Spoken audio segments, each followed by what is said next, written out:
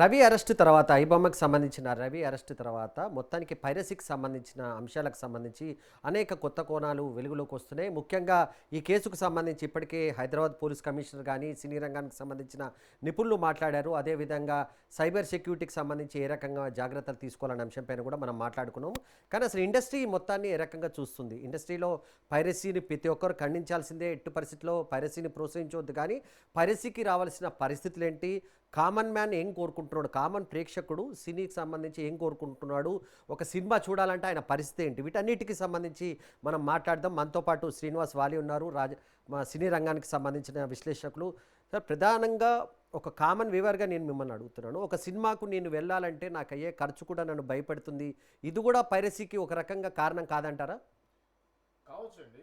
అది నమస్తే ముందందరికి. దసరా గారు, సినిమా అనేది కాస్ట్ అయిన మాట వాస్తవమే. సో దానికి వివిధ కారణాలు ఉన్నాయి. ఎందుకంటే పైరసీ వల్ల కూడా ఒక విధంగా చెప్పాలంటే సినిమా కాస్ట్ పెరిగింది. ఎందుకంటే ఫస్ట్ 1 వీక్లో డబ్బులు వస్తేనే ప్రొడ్యూసర్కి డబ్బులు వచ్చినట్టుగా, ఒకప్పటిలాగా 100 రోజులు పోస్టర్ చూసి మనం కొన్ని సంవత్సరాలు అవుతా ఉంది. దానికి ప్రధానమైన కారణం ఏంటంటే ఈ పైరసీయే. ఇప్పుడు కాదు, ఒకప్పుడు VHS క్యాసెట్ ఉన్నప్పుడు పైరసీస్ నడిచాయి.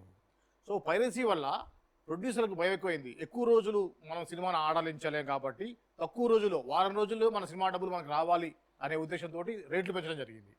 సో ఇది కూడా మనం ప్రధాన కారణంగా కూడా తీసుకోవచ్చండి.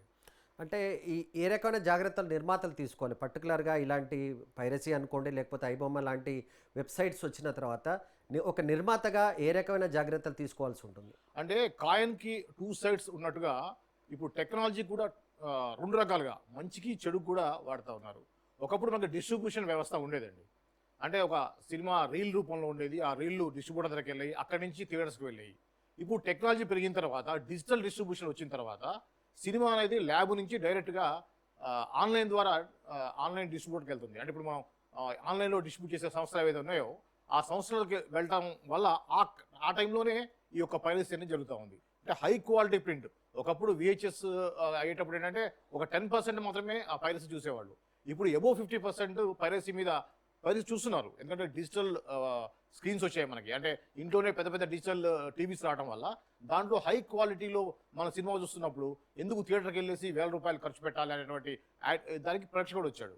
సో ప్రొడ్యూసర్స్ చేయాల్సింది ఏంటంటే, ఇప్పుడు ₹1,00,00,000 పెట్టి సినిమా తీసే ప్రొడ్యూసరు ₹1,000 పెట్టేసి జాగ్రత్తలు తీసుకోవట్లేదు.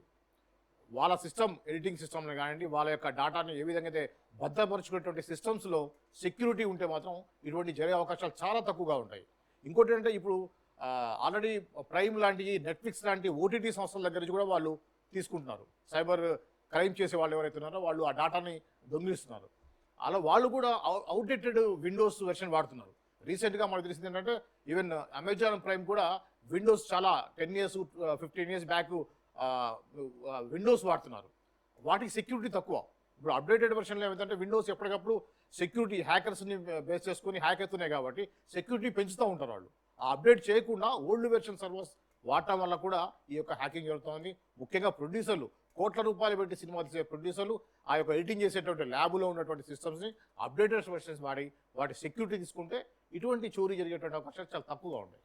ఇందాక మేము సైబర్ ఎక్స్పర్ట్స్తో మాట్లాడుతున్నప్పుడు ఈ క్యూబ్ టెక్నాలజీ వచ్చినాక దాని నుంచి ఎక్కువగా పైరసీ జరుగుతున్నట్టుగా చెప్పారు. అవునండి. అంటే క్యూబ్ వాడే వాళ్ళు కూడా అవుట్డేటెడ్ వెర్షన్లు వాడుతున్నారు. ఆ యొక్క క్యూబ్ వాడేటువంటి సర్వర్లని ఎక్కువగా సెక్యూర్గా ఉండుంటే వాళ్ళ దగ్గర నుంచి హ్యాక్ చేసే అవకాశం ఉండదు. ఒకవేళ ఎవరైనా హ్యాక్ చేసినా కూడా వెంటనే వాళ్ళకి తెలిసిపోతుంది ఎవరైనా హ్యాక్ చేశారనే విషయాన్ని. సో ఆ విధంగా పాస్వర్డ్స్ పెట్టుకోవడం కానివ్వండి, ఒక సేఫ్టీగా ఉండేటువంటి కొన్ని సాఫ్ట్వేర్స్ ఉంటాయి, వాళ్ళ దాంట్లోకి ఎవరు రాకుండా, మాల్వేర్స్ రాకుండా.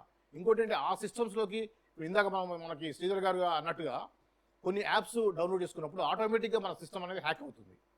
చాలామంది మొబైల్స్లో కానివ్వండి, ఇంట్లో ఉన్న సిస్టమ్స్లో కానివ్వండి, ఇటువంటి సర్వర్లలో కానివ్వండి, వేరే మాల్వేర్ ఎంటర్ అయినప్పుడు హ్యాక్ జరుగుతూ ఉంటుంది. సో ముఖ్యంగా ఏంటంటే, సిస్టమ్స్ సెక్యూరిటీ విషయంలో చాలా జాగ్రత్తగా ఉండాల్సిన అవసరం ఉంది. అదేవిధంగా వేరే యాప్ని మన సిస్టమ్స్లో కానీ మొబైల్స్లో కానీ చేసుకుంటే ఏదంటే హ్యాక్ అయ్యే అవకాశాలు ఎక్కువగా ఉంటాయి. శ్రీనివాస్ గారు, సినిమా రిలీజ్ కాకముందు కూడా పాటలు బయటకు వచ్చినట్టుగా చెప్తారు, సీన్స్ కొన్ని బయటకు వచ్చినట్టుగా చెప్తారు. ఇది ఏ రకమైన సమస్య ఉంది? కొన్నిసార్లు ఇది కూడా విన్నాము, మా సినిమాకి సంబంధించి సినిమా రిలీజ్ కాకముందే డైలాగులు బయటకు వచ్చాయని, హీరోకి సంబంధించి ఒక సాంగ్ కూడా బయటకు వచ్చిందని, కొన్ని పెద్ద పెద్ద హీరోలకు సంబంధించిన సమస్య కూడా వచ్చింది మనం. అవునవును, గతంలో మనం చూసాం. రాజమౌళి గారి సినిమా సంబంధించింది, త్రిబుల్ అత్తారింటికి దారేది లాంటి సినిమాలు ఇవి కూడా వచ్చాయి. అవి ఏంటంటే, ఈ యొక్క ప్రొడ్యూసర్లు, డైరెక్టర్లు వాళ్ళకి సంబంధించిన టెక్నికల్ వాళ్ళకి. ఫర్ ఎగ్జాంపుల్ ఒక అథారిటీ దారి సినిమా తీసుకుంటే దానికి డబ్బుడ్ వెర్షన్ లీక్ అయింది. అంటే ముందు సినిమాని ఎడిటింగ్ చేసిన తర్వాత పార్ట్గా వాళ్ళు డబ్బింగ్ చేస్తూ ఉంటారు. ఒక పార్ట్ అనేది లీక్ అయిపోయింది. దాదాపు ఒక 20-30% సినిమా డబ్బింగ్ కోసం ముంబై పంపిస్తుంటారు. ఒక్కోసారి డబ్బింగ్ మిక్సింగ్ అక్కడ జరుగుతూ ఉంటుంది. ఈ పెద్ద సినిమాలన్నీ కూడా ఏంటంటే ఒకే దగ్గర జరగవు. ముంబైలో, చెన్నైలో, హైదరాబాద్లో జరుగుతూ ఉంటాయి. మనం చూస్తుంటే రాజమౌళి సినిమా సంబంధించి గతంలో ఉన్నట్టు బాహుబలి దాదాపు 7-8 చోట్ల దాని గ్రాఫిక్స్ వర్క్ జరిగింది. ఆ టైం తొందరగా కావాలని చెప్పేసి పంపిస్తూ ఉంటారు. అలా పంపించినప్పుడు ఆ సీన్స్ అనేది ఎక్కడో దగ్గర లీక్ అయ్యే అవకాశాలనే ఉంటాయి అన్నమాట. మీరు చెప్పినట్టుగా ఒక పాటో కొన్ని సీన్లో లీక్ అయ్యే అవకాశాలు ఎక్కువగా ఉంటాయి. ఈ మధ్య కన్నప్ప సినిమా గురించి కూడా చర్చ జరిగింది. అవును. అంటే అది హార్డ్ డిస్క్ ముంబైలో మీరు మిక్సింగ్ జరిగేసి మంచు విష్ణు దగ్గరికి ఒక హార్డ్ డిస్క్ వస్తే ఆ హార్డ్ డిస్క్ వచ్చే దారిలో అది మిస్ అయింది. సో అలా జరిగే అవకాశాలు ఉంటాయి. పదే మీరు అంటున్నట్టుగానే వందల కోట్ల రూపాయలు ఖర్చు పెట్టే నిర్మాతలు చిన్న బేసిక్ విషయంలో జాగ్రత్తలు తీసుకోకపోవడం వల్లనే ఎక్కువగా ఈ సమస్యలు వస్తున్నాయని అంటారు. అవునండి. అంటే నిర్మాతలకు అవేర్నెస్ ఉండాలండి. నిజానికి ఈరోజు ఇమ్మడి రవి లాంటి వాళ్ళు అరెస్ట్ కావడం అనేది ప్రొడ్యూసర్లకు అవేర్నెస్ని పెంచింది ఒక విధంగా. అంటే అతను ఏ విధంగా హ్యాక్ చేశాడో తెలుసుకోవడం ద్వారా హ్యాక్ గురి కాకుండా ఉండాలి అంటే ప్రొడ్యూసర్లు తీసుకోవాల్సిన జాగ్రత్తలు ఏమిటి అనేది ఇప్పుడు మొత్తం సమాజానికి కానీ ముఖ్యంగా ప్రొడ్యూసర్లు తెలిసింది. ప్రొడ్యూసర్ ఇక్కడి నుంచి జాగ్రత్తగా ఉంటారని చెప్పేసి మనం అనుకోవచ్చండి. అంటే ఎంత నష్టం జరుగుతుందండి యావరేజ్గా ప్రతిసారి ఇలాంటి పైరేటెడ్ కానీ లేకపోతే వెబ్సైట్ల వల్ల సినిమా రిలీజ్ ఇండస్ట్రీకి దాదాపుగా ఎంత నష్టం జరుగుతుంది? ఇప్పుడు ఇండస్ట్రీకి సంబంధించి మనకున్న లెక్కల ప్రకారం 2,000 కోట్ల రూపాయలకు పైగా సినిమా ఇండస్ట్రీకి నష్టం జరిగిందండి.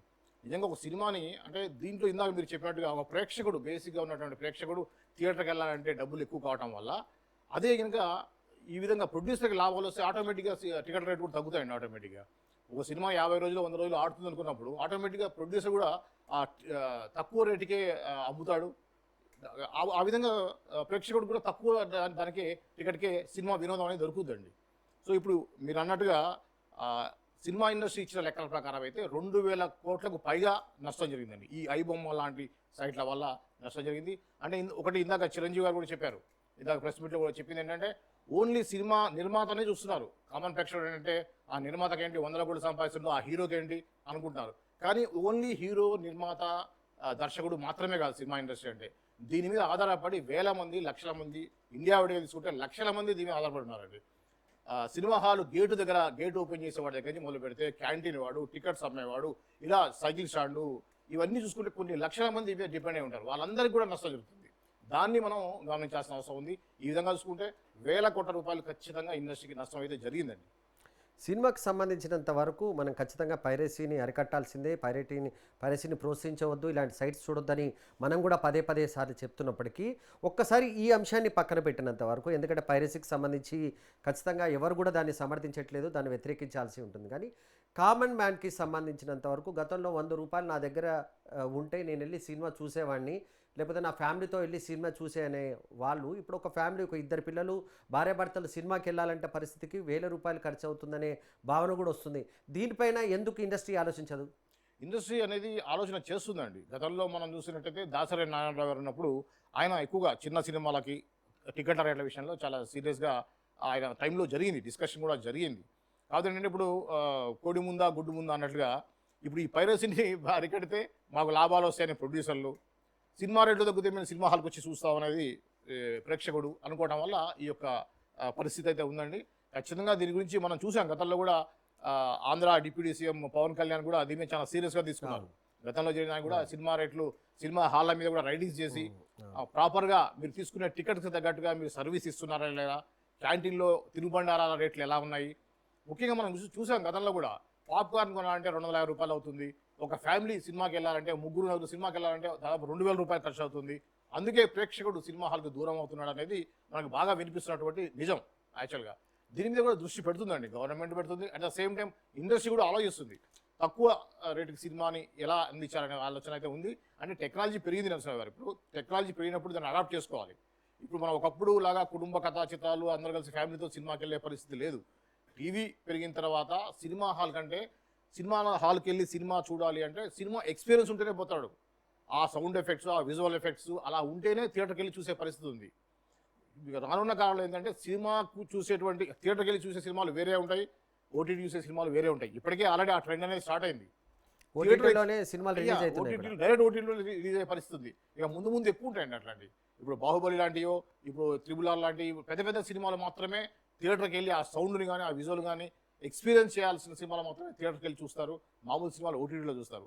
అయితే దీంట్లో ఇంకొకటి కూడా ఉందండి. మీరు అన్నట్టుగా సినిమా హాల్కి కుటుంబంతో కలిసి రిలాక్స్గా వెళ్ళాల్సిన పరిస్థితి రావాలని చెప్పేసి సినిమా లవర్స్ అందరూ కూడా కోరుకుంటున్నారండి. సినిమా ఇండస్ట్రీ కూడా కోరుకుంటుంది అదే. అంటే ఒకప్పుడు ఎంటర్టైన్మెంట్ అంటే సినిమా హాల్ ఉండేది. ఇప్పుడు ఆ పరిస్థితి లేదు కదండి. ఇంట్లోనే సినిమా హాల్ వచ్చేసింది, ఓటీటీలో వచ్చేసాయి. మీకు 1 వీక్ 2 వీక్స్లోనే సినిమాలు ఆల్రెడీ వస్తున్నాయి. ఎక్స్క్లూజివ్గా ఓటీటీ కోసం సినిమాలు తీసేటువంటి ట్రెండ్ అనేది ఇప్పుడు స్టార్ట్ అయింది. కాబట్టి ఏంటంటే ఖచ్చితంగా సినిమాలు రేటు తగ్గడం అనేది అవసరమైతే ఉంది. అట్ ద సేమ్ టైం ఓటీటీలో ఎక్కువ సినిమాలు రావడం, పెద్ద పెద్ద స్టార్స్ కూడా ఓటీటీలో చేయడం వల్ల ఏంటంటే ఇంట్లో ఉండి చూడొచ్చు కదా అనుకుంటున్నారు. ఈ యొక్క వేరియేషన్ అయితే ఉందండి. ఓటీటీ సినిమాలో ఒకటి, థియేటర్ సినిమాలో ఒకటి. మీరు ఎంత ఓటీటీలో ఎంత క్వాలిటీలో చూసినా కూడా థియేటర్లో ఉన్నటువంటి ఎక్స్పీరియన్స్ అయితే రాదండి. అంటే సినిమా లవర్సు నేను సినిమాని ఎక్స్పీరియన్స్ చేయాలి, సినిమాని ఎంజాయ్ చేయాలనుకునే వాళ్ళు మాత్రం ఖచ్చితంగా థియేటర్కి వెళ్ళి చూస్తారండి. ఎంత ఫ్రీ వచ్చినా కూడా వాడు అదే చూస్తాడు. అయితే ఆ పర్సంటేజ్ ఆఫ్ ఆడియన్స్ అనేది తక్కువ ఉండడం వల్ల మిగతా వాళ్ళందరూ కూడా ఈ ఓటీటీలకు కానివ్వండి, అట్ ద సేమ్ టైం పైరసీకి కానీ పోతున్నారు. సో అది మెయిన్ ప్రధాన కారణం. అంటే ప్రధానంగా ఇప్పుడు చాలామంది మీరు ఇందాక అన్నట్టుగానే చిన్న నిర్మాతలు కానీ పెద్ద నిర్మాత ఇద్దరు పని ఉంటారు ఇప్పుడు ఇండస్ట్రీకి సంబంధించి. చిన్న నిర్మాత ఒక రకంగా ఆలోచిస్తున్నాడు, పెద్ద నిర్మాత ఇంకొక రకంగా ఆలోచిస్తున్నాడు. సమస్య ఎక్కడ వస్తుందంటే పెద్ద నిర్మాత తన సినిమా రిలీజ్ చేసినట్టు మీరు ఇందాక చెప్పినట్టు అతని టార్గెట్ అంతా ఫస్ట్ వీక్లోనే డబ్బులు సంపాదించాడు. దానికి స్పెషల్ షోస్ అని, బెనిఫిట్ షోస్ అని 1000 నుంచి 2000 రూపాయలకు ఒక టికెట్ అమ్ముతున్న పరిస్థితి కూడా వచ్చింది. ఈ ఇంపాక్ట్ ఎట్లుంటుందంట? అదే అండి, ఎప్పుడైతే నిర్మాత తన డబ్బుల్ని రాబట్టుకోలేనేమో అనే భయం ఉన్నప్పుడే చూసాం హరిహర విరమల్ లాంటిది పెద్ద power star Pawan Kalyan cinema కూడా డబ్బులు రావేమో అనే డౌట్ తోటే ఆ సినిమాకి నెగిటివ్ టాక్ రావడం కానివ్వండి, ఫస్ట్ 1-2 డేస్లోనే రావాలి, ఫస్ట్ షోలోనే రావాలి, 2000 రూపాయలు 1000 రూపాయలు అఫీషియల్గా పెట్టి సినిమా డబ్బులు తీసుకోవాల్సిన పరిస్థితి ఉంది. అంటే నిర్మాత ఒకటండి, సినిమా రంగంలో నిర్మాత తన జీవితకాలంలో ఒక 15 సినిమాలు సూపర్ హిట్ సినిమా తీసినా కూడా 16వ సినిమా ఫ్లాప్ తీస్తే జీరోకి వెళ్ళిపోతాడు. సినిమా అనేది బెట్టింగ్ యాప్ కంటే భయంకరమైనటువంటి గేమ్ సినిమా రంగం. మనం చూసాం, చాలా మంది గొప్ప గొప్ప నిర్మాతలు చూసాం. కృష్ణా రోడ్ల మీద స్లిప్పర్స్ వేసుకొని తిరిగే వాళ్ళు ఇప్పటికీ ఉన్నారు. ఆయన కట్ చేస్తే చెప్తాడు, ఆయన నేను చిరంజీవి గారితో సినిమా చేశాను, నేను బాలకృష్ణ గారితో సినిమా చేశాను, నేను ఎన్టీ రామారావుతో డిస్ట్రిబ్యూషన్ చేశాను అని చెప్తుంటారు. సినిమా రంగం అంటేనే ఒక జూదం లాంటిది అనమాట. వాళ్ళకి ఎలా ఉంటుందంటే ఈ సినిమాతోటి మనం అద్భుతాలు చేస్తాం అనుకుంటారు. ప్రతి ఒక్క నిర్మాత కూడా నా సినిమా అద్భుతం అని చెప్పేసి తీస్తాడు. సో ఎన్ని సూపర్ హిట్ సినిమా తీసినా కూడా ఒక్క సినిమా పోతే వాడి జీవితం జీరోలోకి వచ్చేస్తుంది. కాబట్టి అంటే ఈ సినిమా ఎలాగైనా మనం డబ్బులు రాబట్టుకోవాలి, దానికోసం అని చెప్పేసి మీరు అన్నట్టుగా ఇందాక మీరు చెప్పినట్టుగా బెనిఫిట్ షోస్ అని చెప్పేసి వేయటం కానివ్వండి, ఎక్కువ టికెట్లు పెట్టడం కానివ్వండి, వారం రోజుల్లో డబ్బు రావాలంటే ఏం చేయాలని ఆలోచన చేస్తాం అనేది వెరీ కామన్ అయిపోయింది అది. అంతిమంగా శ్రీనివాస్ గారు, ఒక రకంగా పోలీసులు కానీ ఐటీకి సంబంధించిన వాళ్ళంతా కూడా సైబర్ సెక్యూరిటీకి సంబంధించి ఈ పైరసీని అరికట్టే ప్రయత్నం చేస్తున్నారు. సో ఫైనల్గా మీరేం చెప్తారు నిర్మాతలకు కానీ సినీ ఇండస్ట్రీకి కానీ ఈ పైరసీ విషయంలో వాళ్ళ పాత్ర ఏ రకంగా ఉండాలని మీరు చెప్తారు? ఒకటండి, పైరసీ విషయంలో నిర్మాతలు, దర్శకులు, ల్యాబ్ ఓనర్స్ ముఖ్యంగా. ల్యాబ్ అంటే నిర్మాతలకి దర్శకులకి అవగాహన తక్కువ ఉన్నా కూడా ల్యాబ్లో ఎక్కడైతే ఎడిటింగ్ జరుగుతుందో ఆ సిస్టమ్ దగ్గర చాలా జాగ్రత్తగా ఉండాల్సిన అవసరం ఎంతైనా ఉందండి. ఆ నిర్మాతలు, ఆ దర్శకులు ఏంటంటే ఆ ల్యాబ్లో మా యొక్క ఏదైతే మీరు ఎడిటింగ్ ఇచ్చేటువంటి రష్ ఏది ఉందో ఆ రష్ కానీ ఫైనల్గా తీసుకునే అవుట్పుట్ కానివ్వండి, ఏ ఫార్మేట్లో తీసుకుంటున్నాము, ఆ సిస్టమ్స్ సెక్యూరా కాదా అనేది చూడాలి. ఫస్ట్ అక్కడ ల్యాబ్లో జాగ్రత్తగా ఉండాలి.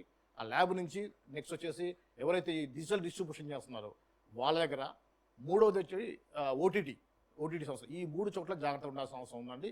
దానికి సంబంధించినటువంటి సెక్యూరిటీ పక్కాగా ఉన్నటువంటి సంస్థల దగ్గర వీళ్ళు ఎడిటింగ్ చేయించుకోవాలి, అక్కడి నుంచే జాగ్రత్తగా పంపించాలి. సో ఈ యొక్క సేఫ్టీ తీసుకుంటే మాత్రం ఇవి చాలా వరకు అరికట్టవచ్చండి.